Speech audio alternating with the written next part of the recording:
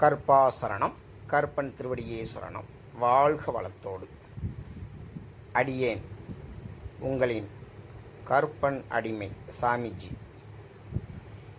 இன்றைக்கி இந்த பதிவில் நம்ம என்ன பார்க்க போகிறோம் அப்படின்னா, முறுக்கு மீசைக்காரன், உருட்டு கண்விழிக்காரர், சிகப்பு அதரம் உடையவர், கோப கனல் உடையவர், வீச்சருவா கையில் ஏந்தி, சலங்கை கெட்டி, சாட்டையை கையில் பிடிச்சி, வெள்ளை குதிரையில் வீரமாக உட்கார்ந்துருப்பார் பாருங்க ஐயா. எல்லா தெய்வத்துக்கும் காவல்காரராக இருக்கும் ஐயா கருப்பனை பற்றின மூல மந்திரத்தை நம்ம இந்த பதிவில் தெரிஞ்சுக்கிற போகிறோம். கருப்பன் சாதாரண தெய்வம் இல்லை. நாட்டார் தெய்வங்களில், காவக்கார தெய்வங்களில் முதன்மையான தெய்வம். தென் மாவட்டம்னு எடுத்துக்கிட்டோம்னா, தெற்கத்தில் எங்கே பார்த்தாலும் கருப்பனுக்கு கோயில் இருக்கும். கருப்பசாமிங்கிற பேரை ஆண் மக்களுக்கு வைக்கிறதுக்கு மக்கள் அவ்வளவு சந்தோஷப்பட்டு கருப்பேன், கருப்பசாமி அப்படின்னு பேர் வச்சுருப்பாங்க. பெண் தெய்வங்களோட ஒவ்வொரு கோயில்லையும் காவக்காரராக முன்னோடியாக நிற்கிறது இந்த கருப்பன் தான் நிற்பார். 21 கருப்பன் இருக்காக. அது லட்சம் கருப்பனாக பேர் வழங்கின ஒவ்வொரு இடங்களுக்கும் தக்கன கருப்பனோட பேர் விளங்கும்.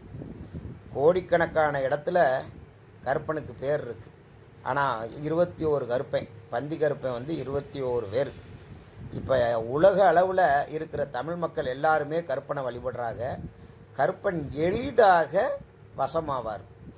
அவரை மனசார நினச்சி நம்ம வணங்கிட்டு வந்தோம் அப்படின்னா, கருப்பன் மிக எளிதாக என்ன மக்கள்கிட்ட வசமாகிடுவார். சந்தோஷமாக கருப்பனை நம்ம மனதார வணங்கிட்டு வந்தோம்னா கருப்பனோட அருள் எல்லாருக்கும் கிடைக்கும். அதனால் எப்போவுமே இந்த கருப்பனை மனதார வணங்குற மக்கள் அதிகம். கருப்பனை வச்சு வாக்கு சொல்கிற மக்களும் அதிகம். குறி சொல்கிறவங்க பெரும்பாலும் 180% கருப்பனை தான் தெய்வமாக எடுத்து, இஷ்ட தெய்வமாக, குலதெய்வமாக இருக்கிறவங்க குலதெய்வமாக வச்சுருப்பாங்க. இஷ்ட தெய்வமாக இருக்கிறவங்க இஷ்ட தெய்வமாக வச்சு கருப்பனை மனதார வணங்கி அருள் வாக்கு சொல்லிட்டு வர்றாங்க. தமிழகத்தை பொறுத்தளவுக்கு பெரும்பாலும் கருப்பனை தான் வச்சு வாக்கு சொல்கிறது அதிகமாக இருக்குது. தென் மாவட்டத்தில் இருந்தாலும் சரி, வட மாவட்டங்கள்லேயும் சரி, கருப்பனுக்கு பிரதானமான அளவுக்கு வாக்கு சொல்கிறது கருப்பனை வச்சு தான் வாக்கு சொல்கிறாங்க. இந்த கருப்பனை நாம் மனதார வணங்கிட்டு வர்றதுக்கு அவருக்குன்னு ஒரு மூல மந்திரம் இருக்குது. அந்த மூல மந்திரத்தை தினந்தோறும் பிரம்ம முகூர்த்தத்தில் நம்ம வீட்டில் காலையில் அதிகாலையில் 4 to 6 மணிக்கு வீட்டில் விளக்கு ஏற்றி, பூஜை ரூமில் ஒரு விளக்கு ஏற்றி, ஐயாவை மனசார நினச்சி இந்த மந்திரத்தை தினந்தோறும், இதுக்கு எண்ணிக்கையெல்லாம் இல்லை, ஒரு 11, 21, 54, 108 இந்த முறையில் இந்த மூல மந்திரத்தை நம்ம வணங்கி சொல்லிட்டு வந்தோம்னா கருப்பனோட அருட்கடாட்சம் நமக்கு எப்பவும் இருக்கும். எந்த காரியத்தை நினச்சி நம்ம போனாலும் அந்த காரியம் உடனே கைகூடும். நம்மளை பார்க்குறவங்களும் நம்மளோட ஒரு வசிய சக்தி நமக்கு கிடைக்கும். நம்மளை பார்க்குறவங்க யாரும் நம்மளை எதிரியாக நினைக்க மாட்டாங்க. அந்த அளவுக்கு கருப்பனோட அனுக்கிரகம் எப்பவும் நம்ம கூட இருக்கும்.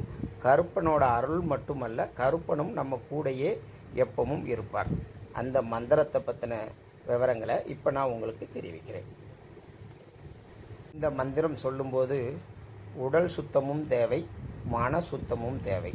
கண்டிப்பாக உடல் சுத்தம் இருக்கணும், மன சுத்தமும் இருக்கணும். கருப்பனை முழுதாக நம்பணும், அவரை மனசார ஏற்றுக்கிறணும். அவரை தெய்வமாக நம்ம மனசார ஏற்று அவரே கதி அப்படின்னு சொல்லி இருக்கிறவங்க இந்த மந்திரத்தை சொல்லிட்டு வந்தோம்னா அப்போ கருப்பனோட அருள் கண்டிப்பாக கிடைக்கும்.